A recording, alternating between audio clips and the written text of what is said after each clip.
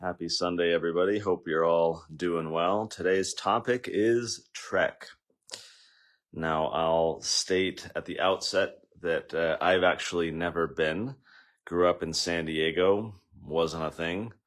Didn't even really know about it till I think when I was at BYU and I heard other people talking about their youth experiences with Trek. I'm in the young men's leadership for our ward, and we're planning young men's camp this year, and now we're in a post Boy Scout world and all these changes. We'll talk about that in a little bit. But today I want to talk about my concerns and even, you might say, objections that Trek and other activities like it, girls camp, boys camp, FSY, EFY, whatever, can often delve into the synthesized spirituality realm where we're kind of trying to manufacture experiences, artificial experiences for youth to try and induce spirituality. So for the uninitiated, what is Trek? Trek, according to the church's website, the purpose of it is to, quote, experience firsthand the faith and determination of the pioneers. And really, this is an experience in like intentional deprivation and shared suffering. I had someone, I don't remember who, called it latter-day LARPing. If you're familiar with what live action role play is, you see those, kind of weirdos on a college campus all dressed as like medieval whatever, and they're all sword fighting. And so that's LARPing, but Trek is latter-day LARPing, or it's someone else called it pioneer cosplay, which I thought was perfect. Now, the church actually now operates several like official locations where congregations can come and do Trek. So certainly in Utah, but also Oklahoma, Wyoming, Florida, California, Washington, Idaho, and even in Argentina. They have a property down in Argentina where people do Trek. But that's just where apparently the church has their own, properties. Trek is done far beyond that. I mean, it's been done in Italy and Taiwan, Japan, New Zealand, Mongolia. I saw a picture of Mongolian kids on Trek in Mongolia, dressed in all these random, like colorful American pioneer 19th century outfits. It was totally bizarre. And, in 2012, it was initiated in Mongolia by an American senior missionary couple who thought it could be a good experience for the youth. And so Trek, it's, a 20 to 30 mile hike over like 3 to 5 days. Often there will be scripture study and dances, singing around campfire, learning pioneer history, but then also these activities that often are designed to try and induce some sort of like spiritual feeling, which we'll talk about. But first, the history. How in the world did we end up with Trek? Well, I'm going to take a good portion of this history from an article in BYU Studies Quarterly called Handcart Trekking, where he kind of the author chronicles the history of Trek and how we got here. So according to his research, the very first youth handcart trek that he could find started in 1966. He says in that year, there was a stake in Phoenix, Arizona, that built some carts using big metal wheels that they scavenged from farm wagons. They hauled them on trucks and trailers from Arizona to Utah, and then they did this little, trip in Utah using these carts. 2 years later, there was a bunch of girls, 44 of them, from East Long Beach State in California. They came to Utah with homemade hand carts to also trek towards This Is the Place monument. They did not know, apparently, about the trip from the Phoenix group 2 years earlier. They came up with the idea independently, apparently. And so you had some of this happening, but then a few years later, in the mid-70s, you have BYU and Ricks College, which is now BYU, Idaho, start to offer handcart trek experiences, mid-70s.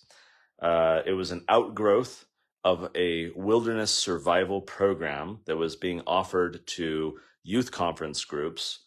And BYU even sponsored not only treks, but instruction on conducting handcart treks as part of the curriculum for youth leadership students all the way through the 1990s. But why we have Trek today largely is a result of the sesquicentennial celebration in 1997. This was the 150th anniversary of the pioneers arriving in what's now Utah. And it was a big deal. Church had a whole hullabaloo. There was a lot of press. There was a lot of kind of awareness about this. And although it wasn't sponsored by the church, there was this bunch of church members who on their own organized this big wagon train reenactment of the 1,000-mile Mormon pioneer journey from Nebraska winter quarters to Salt Lake City. Got tons of media coverage, national, but even international. And there were several handcarts that accompanied this wagon train that was recreating this whole experience. And it was that attention, that church-wide kind of focus on our pioneer heritage in 1997 that led to an explosion of Trek, and also, you might say, an institutionalization of it, where before it was this kind of organic, spontaneous, random thing happening here and there. Now it was like a consistent thing in so many congregations throughout Utah and beyond. And of course, in a post-Boy Scout world, 2019, the church got rid of Boy Scouts. They said at the time, the church said, actually this was from a KSL article, quoting the church spokesperson. The church said there will still be a camp for both boys and girls, youth conference, and Trek, a historic reenactment activity. So even though Trek originated spontaneously, it's kind of been folded into official churchdom, which is not unlike, Relief Society and Sunday school and all these things that independent members of the church just start doing, and then the church later institutionalizes it. Okay, so that's what Trek is and a little bit about the history. Why am I, you might say, anti-Trek? Let me qualify what I mean by that first. Obviously, Trek can be and is an amazing experience for those involved. You see plenty of people sharing testimonies and relating their experience, and it's all very positive, and well, not all, but often very positive. And so, yes, good things can come of Trek. Does that justify doing it as it's been done and as it's commonly implemented? Well, not necessarily. We'll talk about that. And often good things can come of flawed things. I remember, this is totally unrelated, but I remember when I would object to the Iraq War, one of the retorts I would get from Republican, conservative, Mormon type people is, oh, but if we topple Saddam Hussein and install a democratic government, then the missionaries can, get in there and the church can expand to Iraq. And I'm like, so let's kill a bunch of innocent people just so that the missionaries can go knock on the door of the survivors. It's just this flawed logic that because some good things can happen at the end, doesn't, the ends don't justify the means kind of thing. So it's not to say that Trek is like evil, or it's, I'm not at all equating it to bombing, brown people half a world away. But the point is that we should focus on the means themselves and not just the ends of whatever we're talking about. So what's the problem? Why object to Trek? The first reason I think is it's artificial. Intentional deprivation of food, water, shelter during arduous work. A lady died of heat stroke a few years ago involved in Trek. So this isn't like a theoretical, concern. Isolating kids from their peers, creating this artificial new family, because kids are grouped into families where they have a ma and a pa, right? You have, at a lot of Treks, they'll bury dolls or sacks of flour to simulate, young babies, infants dying along the trail. And so you have this kind of artificial recreation of a roadside funeral, and you throw a sack of flour in the hole. I found this quote that I liked. It said, "We have to remember one of the most innovative, productive, and interesting people in our history by play acting at something they would never have done if any better method of travel had been available, by shamming the thing they got out of the way as quickly as possible so they could get on with the actual work of their lives." And as I'll talk about in a moment, that is kind of the center of my objection, that the focus is on the means and not the ends in this case. The focus is on the activity that the pioneers suffered through to achieve a certain outcome, and rather than focusing on the outcome and its consequences, we're focusing on the process. When the pioneers themselves, again, if like trains had existed then, or certainly planes or whatever, they would not have undergone what they did. And so it's kind of interesting or odd to focus on it. So it's artificial. That's kind of point number one. But point number two is, I think Trek misses the mark. It's like, the Salt Lake Temple was this decades-long masterpiece of craftsmanship to create. At one point when the feds were coming, if you remember this, they had the foundations in place and they kind of threw dirt in the hole and covered it all up because they didn't want, anyone to come destroy the granite. And it took a long time to build, and people would basically tithe their time because so many of the saints were poor. And so they would contribute and work on building the temple. So it's a massive part of church history. The sacrifice of saints, the ingenuity, the craftsmanship, their dedication to God to create a temple here in Utah did not end up being the first temple. As I recall, I think St. George was erected before the Salt Lake one was finally finished because it was such a big project.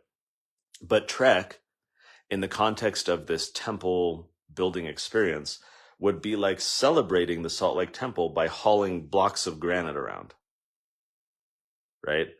Or it's like, the atonement is so important, but let's instead recreate carrying logs up a hill, because when Jesus went to Golgotha, he had, the whatever they call it, the what I'm talking about, the branch, the tree, and it's like, well, maybe we should focus on the temple and not hauling blocks of granite around to try and place ourselves in the to feel connected to those who had to haul literal blocks of granite around, or to feel closer to Jesus, should we haul a log around up a hill to try and experience what he did, or be able to relate to him? Or are there better ways to accomplish these things? Maybe we should focus on the temple and what happens inside. Maybe we should focus on Jesus and the power of the atonement, what it means for us, and not these kind of preparatory processes that ultimately miss the mark.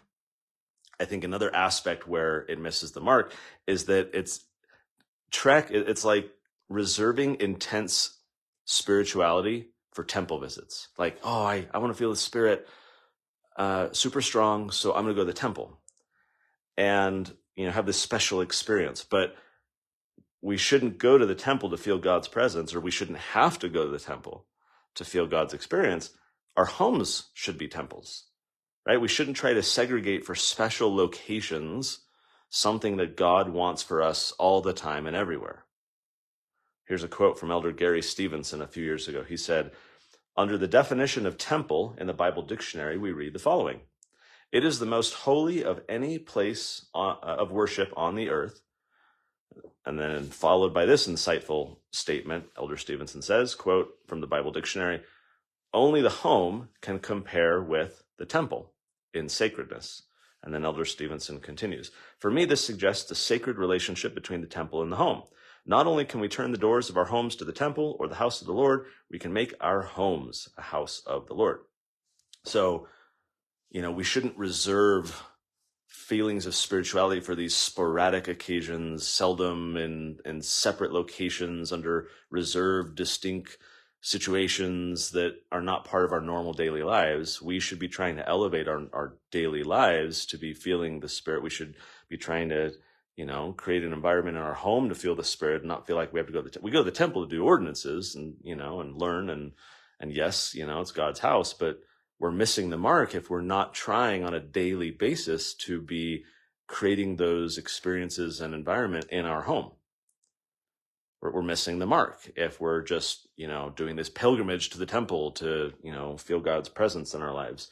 And I think Trek reinforces that. It's like, oh, I've never felt the Spirit stronger than after, marching for miles and getting dehydrated and a little delirious. And then we had this testimony meeting and, I started crying. And it's like, what message is that sending to the youth when we're, instead of helping them understand how and find opportunities and experiences to deeply feel the Spirit in their daily lives. We're separating them. We're making them wear bloomers and bonnets and silly stuff from 150 years ago, again, Mormon cosplay, and placing them in totally different circumstances that they're not normally in, and saying, oh, now you're going to be able to feel the Spirit. Under these conditions, removing you from your life and removing you from, your experiences and connecting you to the pioneers. They had it better, right? They could commune with God easier, apparently, because of all their suffering. And I think it reinforces the wrong message to separate it like that. And then finally, under this branch of missing the mark, I think it also elevates these past experiences above daily present experiences.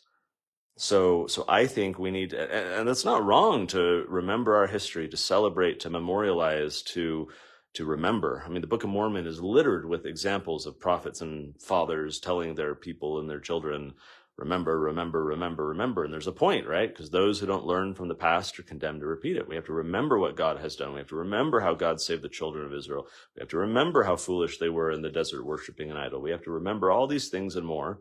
And that's important. So it's not like we shouldn't remember what the pioneers went through or the sacrifices they made or the struggles of early church members or anything like that. I am not at all advocating that we ignore history. But by elevating their experiences over our experiences, it's like kids are being taught or led to long for the old days or somehow see them as these kind of, more spiritual experiences rather than helping them focus on holiness and spirituality amid the culture and the environment of which they are a part. And you might say, well, that's, we do that every Sunday. We go to church. The youth have all kinds of, lessons and activities designed to help them focus on, having the Spirit in their home or in their personal lives. True. I think we can certainly elevate how we talk about those things for kids and make it have far more real world experiences. So true. I concede that the average daily or average church experience is focused more on the daily lives of kids. But if we're going to have these amazing bonding, memorable experiences, I think that there's going to be a longer lasting spiritual impact if we're focusing on their present lives and the world we're in today, rather than, LARPing 150 years ago and creating a disconnect where youth can struggle to identify how they can pull their experience from that into their daily lives. Okay, issue number 3. It's not historically accurate. I mean, if we're going to do Trek and if we're going to LARP and cosplay, let's at least be historically accurate. So, the first 2 or 3 companies coming across the plains made it with little problem. At least certainly not the level of problems that like the Willie Martin handcart companies faced. And so it's like, are we elevating the people who struggled versus were the earlier people who came across in handcarts any less valiant? Should we honor them any less? Why are we kind of like, what's the word I'm looking for? Like not idolizing, but why are we elevating the experience of those who suffered the most and letting that draw our attention when it wasn't the experience of, so many other pioneers who came west who were just as valiant or more. And then there's the women's pull, this aspect of this activity in Trek that is extremely common, that the women are supposed to, the women and girls are supposed to pull handcarts up this arduous hill all by themselves, while the men just have to stand on the sidelines or up at the summit and watch them struggle. And these are heavy handcarts full of all the supplies and the sacks of flour that have survived and not been buried along the way. And it's this very difficult experience. And it's meant to simulate when the men were called away to go to the Mormon battalion. Now, growing up in San Diego, the Mormon battalion was something that we were kind of taught about, and we'd go to the museum or the visitor center. And so the men are all called away, or most of them, to the Mormon battalion. And so the women's pull, right? It's like, here's, the women and the girls have to do this on their own. The problem is that, yes, despite the Mormon battalion leaving, they weren't leaving their wives and their children to pull handcarts. The Mormon battalion was from 1846 to about 1848, mid-40s. the Mormon handcart pioneers didn't cross the plains for another decade. So why in this, I mean, if we are trying to like simulate the Trek handcart experience, it's and pressure these girls to undergo this to simulate the men leaving. Well, the men didn't leave for the Mormon battalion when these handcart pioneers were coming across. So again, historical inaccuracy. There's another activity where it's called mob attack that a lot of stakes do when they do Trek. And so the kids will all be asleep, and suddenly, like early morning, before any of the kids are up, some adults will just start screaming, and they'll often be brandishing firearms, big rifles. Some apparently will even shoot blanks. They're yelling. They're basically simulating a mob attack, threatening kids, telling them to leave. Right. In some instances, during Trek, stakes will build a Nauvoo temple. They'll like bring materials to build it. And so everyone's contributing and they're involved. Hey, this is super cool. We build a temple. And then later during the mob attack, they'll light it on fire, right? Again, to kind of simulate kicking the mob out of Nauvoo. Well, the problem is when the handcart pioneers were coming across the West, there weren't mobs. The plains were pretty much empty. The handcart pioneers, these were not the early pioneers who fled Nauvoo, who did have the mob experience, who did have the Nauvoo temple burning experience. The handcart pioneers were poor European immigrants who came later. So again, it's this like watering down or conflation of historical events into this generic hodgepodge of early Mormondom that is historically inaccurate. What's interesting is in 2015, so the church got even more involved in Trek. They created this like manual, trying to standardize a very unstandard experience. They say in this little article, symbolizing the absence of the young men by calling them to serve in the Mormon battalion is historically inaccurate and is therefore inappropriate. And then here's another activity. The wearing of white clothing to represent deceased persons or angels is not to be included as part of treks. So you have these activities where, they dress in white to simulate being dead. The church spokesman at the time said, in these guidelines, the church does not suggest or promote mob reenactments, the building of temples, tar and feathering, and other historically inaccurate activities. I've even seen people share their Trek experiences online and say that like the leaders would go through people's sleeping bags and backpacks and like confiscate contraband like cell phones and things. And that was meant to simulate, being robbed and have your house, pillaged when you were in Nauvoo. But again, had nothing to do with the handcarts. Okay. The next and I think final problem that I want to present is that it is contrived. It is contrived. It's manufactured emotion. I think of the story of Laman and Lemuel. Here they are, being shocked, and they see an angel, and they're directly confronted with the very reality of God's power and their comparative powerlessness, and told that Nephi is to rule over them, and all these things happen to them. So they're shocked, but it wasn't a lasting feeling that impacted their spiritual lives. It was shock and awe, right? And so manufacturing this emotion on a Trek experience, may be memorable. And look, there may be some kids who feel like that jolted them into higher levels of enduring daily spirituality. I won't dispute that can happen, but I certainly don't think that it's common. And therefore, I feel like we're creating these instances which have like they peak and then they crash. It's like, oh, wow, we're super spiritual all of a sudden. And then we go back to our daily lives and we have not empowered them, the youth, to better understand how they can, pursue and maintain high levels of spirituality on a daily basis in the culture that we're in and not the cosplay century and a half ago. Okay. And so I think of Israel, right? Here's Israel. They have their own pioneer excursion, right?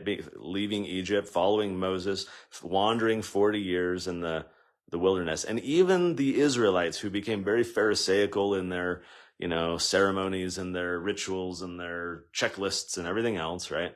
Even they did not go out and they didn't have this like pilgrimage where to be a good Israelite or as part of, youth development or anything. Let's go wander in the wilderness for a few days and simulate. Yes, they had ceremonies, and yes, they had feasts, and they could remember the excursion. They could remember being in the wilderness. They could honor God. They could do all those things without creating this. So I find it interesting that even a society like that I think fell into a lot of synthesized spirituality, even they didn't do anything like that with the children of Israel and their experience. Another activity you often see this at girls' camp. So again, these critiques aren't really reserved for Trek, because a lot of them happen at girls' camp. I think far fewer ever happened at like Boy Scout camp, because they had their own weird rituals, which weren't really spiritual in nature. They're more character development. And now that Boy Scouts are gone and you've got just young men's camps, I don't think men are good at planning simulated spiritual experiences. So I think this is the women typically leading out on this type of stuff. And so at girls' camp, there's not every girls' camp does this. Obviously, there's a lot of autonomy and people do different things, but there's a common activity called the iron rod activity. And you'll have a big, pipe, like a PVC pipe, or, logs or whatever. And the kids are blindfolded, and they're led, to hold on to the iron rod and get to their final destination, where they're promised some sort of tree of life level reward. But all along the way, there's enticements, right? It's like, hey, here's some candy. Hey, here's some soda. It's really hot outside. You want to sit? There's a chair right here. Hey, we got a video game console right here. Just come hang out for a bit. Or like they'll even say, oh, hey, there's a rock up ahead. Grab my hand and I'll lead you around it. And then they're led away from they're trusting in this voice they hear, this leader of theirs. And so they're led away from the iron rod. And now it's like, oh, you're a failure. You got deceived. Now you have to, sit on the sideline. And like, look, the story of the iron rod is powerful, but like, again, these like simulated experiences, I think they're well intentioned, right? It's not like any of these people want to push people out of the church or make them resent their leaders, or not develop spirituality in a true and lasting sense. Like, I don't think there's any malintent here. I just think it's flawed execution, because I think we often miss the forest for the trees. We get so focused on these activities that can try and like jolt these kids out of their lackadaisicalness or out of their slothfulness. And, oh, if we can just shock them, give them this voltage of the spirit, maybe that will help them, not be so distracted or not be so whatever caught up in the culture. And so in order to do that, these activities get planned that I think become on their own a bit counterproductive. Oh man, all kinds of other activities I wrote down that I found from especially girls' camp. One, apparently this is done in youth activities, not just at girls' camp. Someone said it was like a mutual weekday night activity where they had something called Celestial Airlines. And so they had all these seats like in a plane, and the kids would all come sit down, the whole youth of the ward.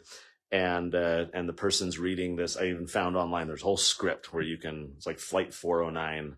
And so it's like the flight attendant is reading this script, and it sounds very much like you would hear, on a plane, except it's all like, oh, hey, this is your life, and you're all now dead, and we're now going to the spirit world. And basically they divide up these kids into kingdoms, and then their parents are waiting for them in temple white clothing in whatever room represents the celestial or the, telestial kingdom or whatever. And either to be greeted with joy by their parents, or to be, ashamed at not being able to be with their parents because their parents are all hanging out in the celestial room, and the kids are just hanging out by themselves in the telestial room. Like, okay, final story, personal one. Maybe some of you have seen this. So Liz Lemon Swindle is a popular artist in the LDS community. And let's see, 15, 16 years ago, she was asked to paint a painting of Christ with a young black child and other related scenes. basically, let's not have, a white-ish Jesus and, white kids. Let's have some African kids in these paintings.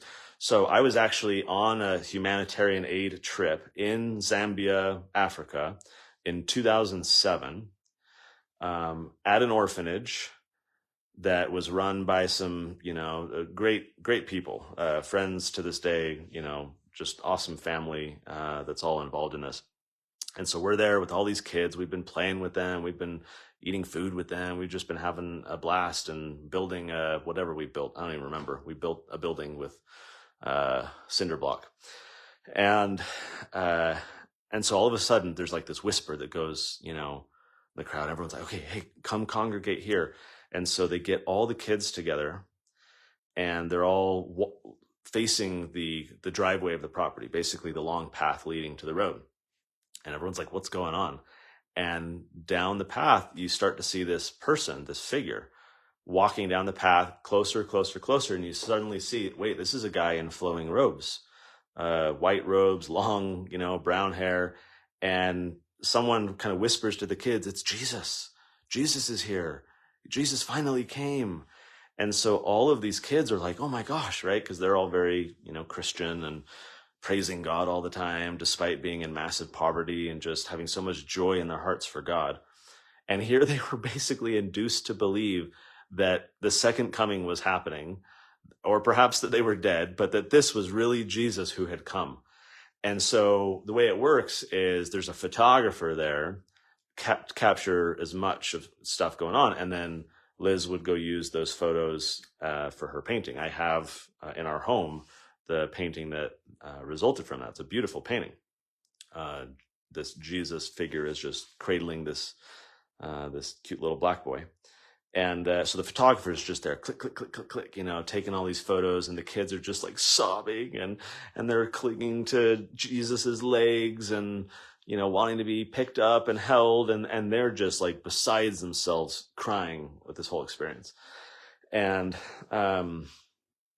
so I was on the sidelines, and what was I, 26 or something like that. And I remember just feeling queasy about it. And it wasn't my place to certainly not speak up or whatever, but like just not feeling well settled with this idea of duping these kids into having this spiritual experience. And then slowly but surely the kids were started to be told like, oh, hey, this is actually Jesus's helper. Kind of like Santa's helper at a mall, like that type of dynamic is what they were going for. Oh, this isn't actually Santa, it's one of Santa's helpers. Oh, this isn't actually Jesus, it's just one of Jesus's helpers. And the kids kept calling him Jesus, and in the end they were fine. I don't know that any of them have lasting trauma as a result of this or anything, but manipulating emotion, like I can see from an artist you want something authentic and real, and therefore you want to just so there's an advantage there. But I think it's wrong. I think it's wrong to manipulate people into thinking something like that. I even encountered in my research stories of LDS wards doing things like this on camps and trying to like simulate Jesus's second coming and make them think it was actually happening. Or sometimes they would simulate it where there would be this tent full of like good food and whatever, and they would go up to the kids and they would say, you're a wise virgin, you're a foolish virgin type of thing. And only the selected ones, the elect, would be able to come into the feast. It's like, okay, look, I get it, right? That's kind of the parable that Jesus is talking about, but do we need to intentionally exclude people to make the point? Do we, and that's particular story I encountered, all the excluded kids were eventually invited into the tent. So again, no lasting whatever, but still, it's just like, why are we manipulating people's emotions like this? And the broader concern I think I have is that religion itself can become contrived. I mean, the Pharisees, they encumbered the gospel with so many rules and their long fringes and their broad phylacteries to show how righteous they were, and all their checklists that Jesus came and started pushing against. And so spirituality should not be contrived. It needs to be authentic. It needs to be heartfelt. It needs to be deep rooted. And when we have these superficial, surface level, infrequent experiences of high intense emotion after deprivation of food and water and everything. Like, it just has never sat well with me, which is why, as we wrap up here, I want to praise the church's guidelines for girls' camp. Not always followed, mind you, but I'm glad to see this in the guidelines. So my wife is in the young women's, she's like an assistant camp director this year. They actually just had a meeting in this very room an hour ago, prepping for camp. And so my wife put me on to this from the guidelines. It says, avoid experiences in which the young women may mistake strong emotional feelings, such as sadness or surprise, for feeling the Spirit. Appropriate activities, wholesome fun, and genuine interactions will invite the Holy Ghost. So, I grew up, my dad was scoutmaster, like my whole childhood, youthhood, whatever you want to say, all during my teen years. We would go on tons of camps. We would go on to summer camp, all the merit badges, all the activities. I was a scrawny little runt, trying to do all these big kid activities. And looking back on that, I had a blast. And there was a lot of ritual involved because the Boy Scouts is this weird, with all the rituals, especially if you get into like, what do they call it? The Order of the Arrow. I remember doing the Order of the Arrow, and it was this like weird Masonic, like secret handshake, secret signs, around the campfire at night, all very hush hush, like this like secret order that they were inducting you into. It's kind of weird. But I had a lot of good experiences there, and you're in nature so often. And I think we can all feel the Spirit much better when we're, up on a mountaintop or in nature and seeing God's glory there. And so I am very pro camp. I am very pro activity. I am very pro bringing kids together, doing activities, social bonding, and even feeling emotion, about it.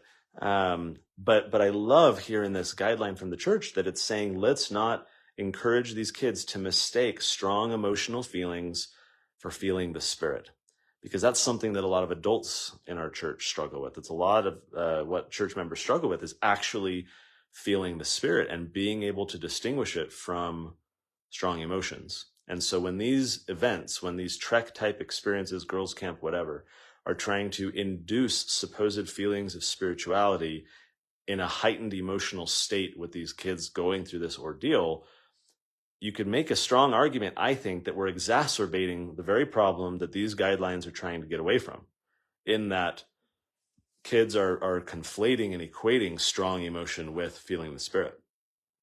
And therefore, they're not feeling the Spirit, and they're not learning how to feel the Spirit, and they're not learning how to listen to and follow the Spirit if all they're really feeling is strong emotions that in a semi-spiritual setting, they're just being led to believe is the Spirit when it's just them feeling these strong emotions.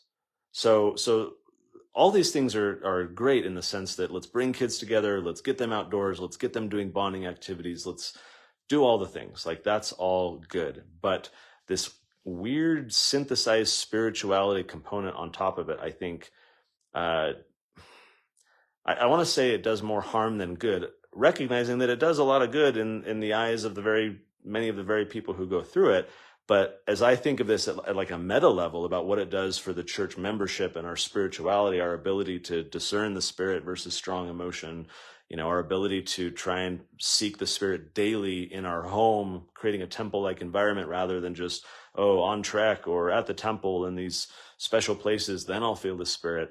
I worry about the broader implications of these types of things and our inability as church members to apply them to daily life and the culture that we're forced to be a part of right now, the environment that we live in right now. So, yeah, I don't know where to end with that one, other than I think if our stake ever decides to do a trek, our family will unfortunately have a pre-planned vacation that conflicts with that particular date. As for me and my house, we'll go to Hawaii instead of donning pioneer clothing and recreating an experience that the pioneers themselves were eager to get over with and forget, because for them it was about the destination, it was about the outcome, it was about its consequences, building a community, growing Zion. Like, that's the stuff that matters. So yes, let's remember, and yes, let's celebrate, and yes, let's memorialize. But I don't think we need to do it by trying to induce our youth into these contrived spiritual experiences. Okay, guys, sundaymusings.org. If you're missing any of the past ones or want to peruse by topic, you can filter it down. Hope you leave a review on your favorite podcast app. Thanks, as always, for listening. I have no idea what I'm going to talk about next week. However, I do have a lot of fun ideas. I posted on Facebook a week or two ago soliciting some open input, and I got a lot of it. And a lot I've already had on my list in varying degrees, but there were some fun new ideas that were thrown in there, a bunch that I probably will never do, but I continue to have a long list. I'm excited about what's to come. I got a bunch of fun topics. Don't know what we'll do next week, but I guarantee it'll be a good one. So we'll see you in a week.